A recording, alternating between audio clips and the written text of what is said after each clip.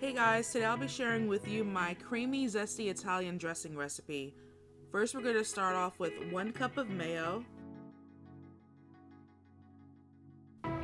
1/4 cup of ketchup, 1/4 cup of minced red bell pepper, 1/4 cup of minced onions, 1 teaspoon minced garlic, 1/4 teaspoon black pepper, 1/4 teaspoon of salt, 1/2 teaspoon of cayenne pepper, 1 teaspoon of Italian seasoning, and 1 tablespoon of fresh lemon juice. If you're new to the channel, make sure to click the subscribe button and the post notification bell next to it so you don't miss out on any future uploads.